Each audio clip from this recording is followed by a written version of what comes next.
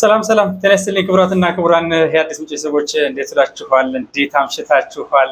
እንዴት ሰንብታችኋል? አንድ ሁለት ቀን የተገናኘን አይመስለኝም። በያላችሁበት የከበረ ሰላምታዬ ይድረሳችሁ። ዛሬ እንግዲህ በጣም ደስ ካሉኝ ቀኖች አንዱ ነው። ይኸውም የክፉ ቀን ወዳጄ ኮሎኔል ፋንታሁን ሙሀባ የሰላሙን መንገድ ተከትሎ ገብቷል። ይሄ አንድምታው እጅግ በጣም ብዙ ነው እና እኔ የማውቃቸው የተወሰኑ ነገሮች ባጋራችሁ ብዬ ነው። እኛ ሰላም በጣም የሚያስደስተን ሰዎች ነው። ሰላም ለኢትዮጵያ፣ ሰላም ለመላ የሰው ዘር በሙሉ ይሁን። ህዝቡም እፎይ ይበል። እስኪ እፎይ ብሎ ይውጣ ይግባ ምን ይበል። ብዙ ምስቅጥለው የወጣ ነገር ነው እስካሁን ስንመለከት የቆየ ነው እና ለምንድን ነው እሱ አንድምታውን ከፍ የሚያደርገው የተለየ የሚያደርገው የሚለውን የተወሰነ ነገር ሳላጋራችሁ ባድር እንዴት ይሆናል ብዬ ነው የመጣሁት። ወዳጆች ሰላም ያልኳችሁ ይመስለኛል እና እኔ ደስ ሲለኝ በጣም ከልቤ ነው ደስ የሚለኝ እና በተለይ ደግሞ ላለፉት 2 እና ከዛ በላይ ዓመታት በአማራ ክልል የተለያዩ አካባቢዎች ህዝቡ የነበረበት መከራ ስቃዩ፣ እነዚህ ሰዎች ስለምን ጫካ ውስጥ ገብተው ህይወታቸውን ስለምን ያጣሉ? የሌላውንስ ህይወት ለምን ያሳጣሉ? ሰላሙ ለምን ይደፈርሳል? ኢኮኖሚው ለምን እንደዚህ ይሆናል? ይሄን ያህል ህይወት ጠፍቶ ብዙ ነገር ሆኖ የተሄደበት መንገድ በሰላማዊ መንገድና በህጋዊ መንገድ ተደራጅቶ በመስራት ግን የተለያዩ አማራጮች አሉ። በጣም ውጤታማ ይሆን ነበር እና እስኪ ኮሎኔል ፋንታሁን ሙሀባ ማን ነው? ለምንድን ነው እሱ አንድምታ የተለየ የሚሆነው የሚለውን ጥቂት ነጥቦችን እንዳጋራችሁ ይፈቀድልኝ። በጣም እንደው የመጀመሪያው አሁን ጫካ ውስጥ አለ ከሚባለው ኃይል ውስጥ ካሉ አመራሮች አንገፋው እሱ ነው። እንግዲህ የቀድሞውን ብርጋዴር ጄኔራል ተፈራ ማሞን ጨምሮ ማለት ነው። ጡረተኛው አዛውንት ምን የላከው ሞት አይፈራም ሆኖበት በጣም በተሳሳተ ስሌት ገብቶ ጫካ ገብቼ ተራር ይመጣለው የሚል አይነት ነገር ውረድ ተባባሉና አስደበደቡት፣ አፋፍቆሙና እንደሚባለው እንደዛና እንደዚህ ነው የሆነው። መቼስ እንመኛለን በቅርቡ ይመጣል። ዞሮ ዞሮ ኮሎኔል ፋንታሁን ከሱም ዘለቅ ያለ ልምድ ያለው ሰው ነው። ይተዋወቃሉ ሆነን ለመናገር እና ካሉት በአጠቃላይ እንደ ወታደራዊ እንቅስቃሴዎችን ከሚያደርጉት እንግዲህ እሱ ነው አንገፋው የሚባለው። ከኮሎኔል ፋንታሁን ሙሀባ የሚበልጥ የለም፣ ተፈራን ጨምሮ ማለት ነው። ተፈራ የሚያውቀዋል፣ በደንብ ነው የሚያውቀው። የነጭም በደንብ የሚያውቁ ሰው ነው።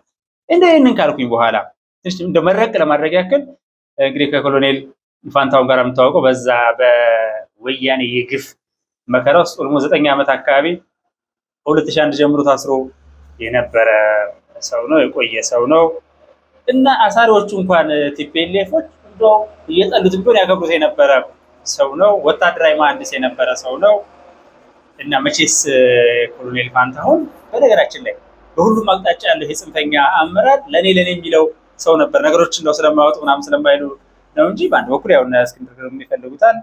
እነ ምሬም እንግዲህ አለቃው ልሁም ምናምን ብላ ነበር የሆነ ሰዓት ላይ እና እሱ ወደ በኋላ ላይ ጊዜ ካገኘው መጣበታል። በጣም አጠር አድርጌ ነው የማቀርብላችሁ። እነ ዘሜም እንደዚህ ይፈልጉታል። እኔ ሁሉም እንዲመጡ ነው የምፈልገው። የሀገሬ ኢትዮጵያ ልጆች ዘሜ ወዳጄ እንድትመጣ ፈልጋለሁ። እነ 50 አለቃ በመልኬ በጣም ማከብረው ወንድሜ እሱም እንዲመጣ ፈልጋለሁ። እነ እስኬም እንዲመጡ ፈልጋለሁ። መገላበጥ ምን ያደርግላቸዋል? እዚሁ ባልደራስን መስርቶ መታገሉ አይሻልም ወይ?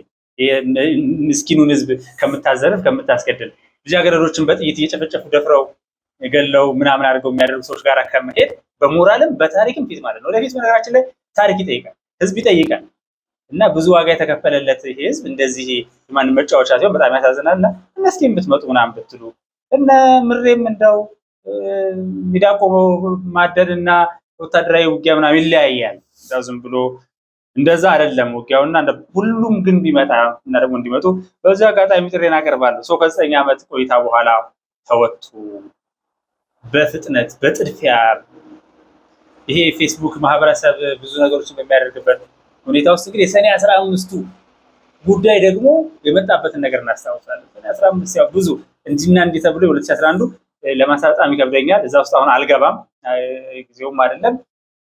በደንብ ደግሞ ጠጋ ያሉ ሰዎች ቢናገሩበት ቢሄዱበት ነው የሚሻለው። ነገር ግን አዋከቡትና እንደሚባለው ሁሉ ነገር የፈጠነ የሆነበት እነ ጄኔራል አሳምነው ተዋክበው አዋክበው ምናምን ብለው የሆነ ሁላ ነገር የሆነበት የኢትዮጵያ ልጆች በኢትዮጵያ ሰማይ ስር የተራረዱበት የሚያሳዝን ማለት ነው። እና ያ በሆነበት ሁኔታ እንግዲህ የባህር ዳር ዙሪያ ብርጌድ አዛዥ ነበረ ኮሎኔል ፋንታሁን። እንዳልኩት አንገፋ ነው፣ ከሁሉም የተሻለ ያለው ነው። በነጥብ ደረጃ የሚታሰብ ማለት ከዛ በላይ የሚሆነ ሰው ነው። ከዛ በኋላ ነው የእስር ዘመኑ የቀጠለበት እና እኔ እንግዲህ ምሽስ ባህር ዳር 70 ዓመት ማረሚያ ቤት የተመላለስኩኝ ጠይቃቸው ነበር እነዚህን ወዳጆቼን የክፉ ቀን ወዳጆቼ ስለነበሩ በረጅሙ እስርና እዚሁ ላይ እንደው አንድ ነገር አከል አድርጌ ለመቀጠል ያክል ማለት ነው። እነሱ በወቅቱ የነበረውን ተጨባጭ መሬት ላይ ያለውን ሀቅ ያውቁ ስለነበረ እውነታዎቹ ወጥተው ለዛ ሁላ ምስቅልቅል የዳረገው የሰኔ 15 ጉዳይ እና የመሳሰሉ ነገሮች ሀሳቦች ነበሩ። ነገር ግን በሚያሳዝን ሁኔታ አደገኛ የሆነ ሾተ ላይ አለ በፖለቲካው ውስጥ እና እውነታዎቹም እንዲወጡ ያልተፈለገበት እጅግ የሚያሳዝን የሚያሳፍር ነገር ታልፎ ነው። ያም አልፎ በኋላ እንግዲህ ኮሎኔል ፋንታሁን ነፃም ሆኖ አዋክበው አታለው ከመረጃ አርቀው በሰላምም እንዳይቀጥል አድርገው ከዛ ወደ ጫካ እንዲገባ ከዛ በደንብ ነው የሚታወቀው ይሄ ነገር በነገራችን ላይ እና እሱ እንግዲህ ወደፊት መግለጫ ይሰጥ ምናምን ሲል አሁን እረፍት የሚያስፈልገው ሰዓት ነው። እንደው እንደገና ሌላ ዙር ወከባ ውስጥ መሄድ አያስፈልግም። ከ9 ዓመት እስር በኋላ ተወጥቶ ነገሮች ሳይረጋጉ ጄኔራል አሳምነውን ጨምሮ በወከባ ውስጥ ይሄ አጀንዳ ያለው ከቲፒኤልኤፍ እኮ እዛ ባህር ዳር ላይ በተደረገው እኮ ምስክልክል አንድ ብርጌድ ተዘጋጅቶ ሁላ ነበር ከቲፒኤልኤፍ በነገራችን ላይ እና ይህንን በወቅቱ ሚዲያ ላይ ለመግለጽ ሞክሬያለሁ። እኔ እስር ቤት የነበሩ ሰዎች አገኛቸው ምናምን ነበር። ያሳዝናል፣ ያስከፋል። ምን ይላል ግን ዛሬ ደስ ያለን ቀን ነው። አትሊስት ተመልሰዋል። ያለፈው አልፏል። ምጡን እርሺው ልጁን አንሺው ስለሆነ ከዛ አኳያ ነው። እኔ እንደው ይሄንን ካልኩኝ በኋላ መገፋቶች ነበሩ። የባህር ዳር እስር ቤት ተሰብሮ የወጡት ከወጡ በኋላ በአንዳንድ ቦታዎች ላይ ሆነው ጫካ መግባት ያልፈለጉ ልጆች ነበሩ።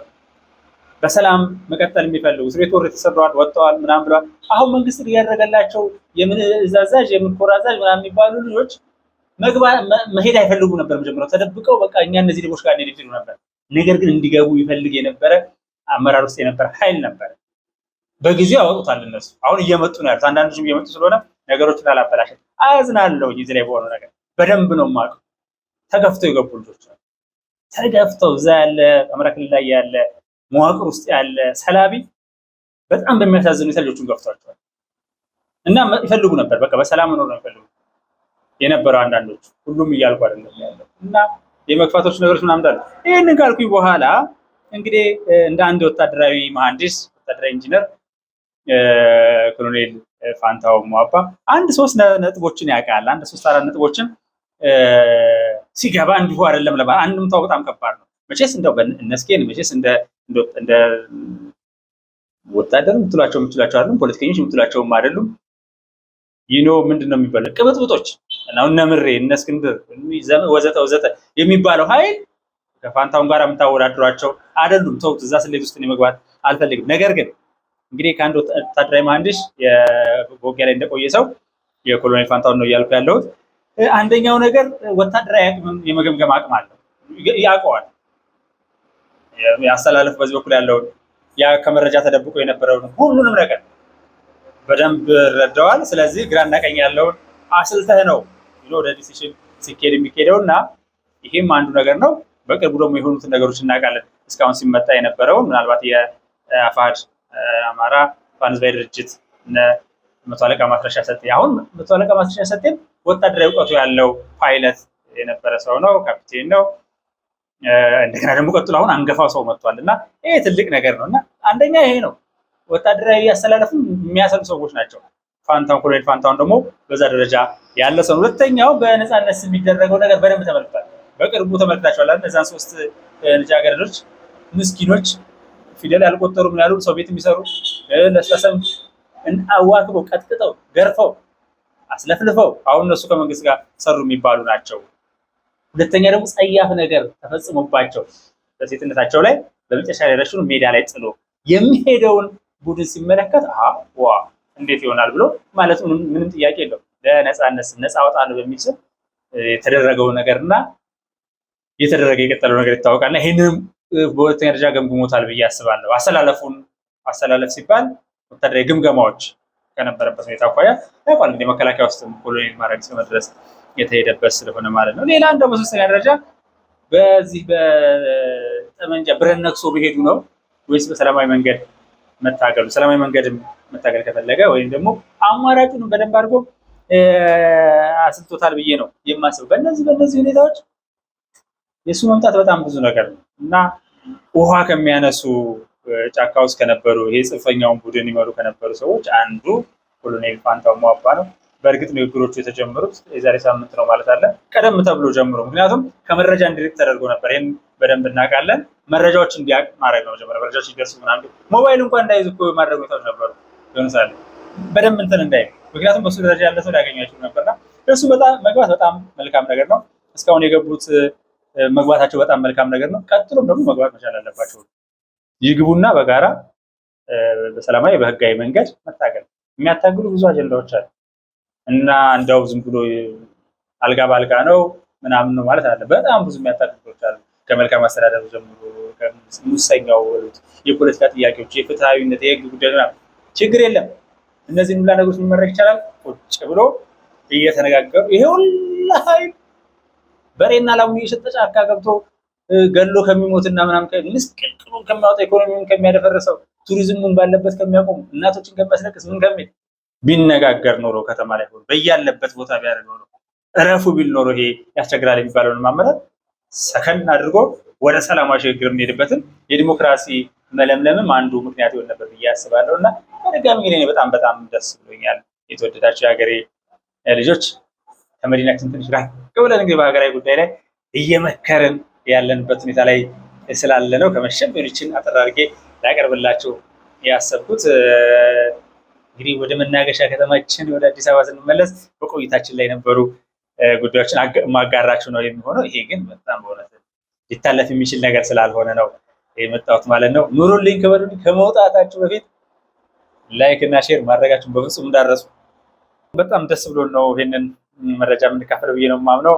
ሰላም ለኢትዮጵያ፣ ሰላም ለኢትዮጵያውያን፣ ሰላም ለመላው የሰው ዘር በሙሉ ይሁን። ሰላም ሁኑ።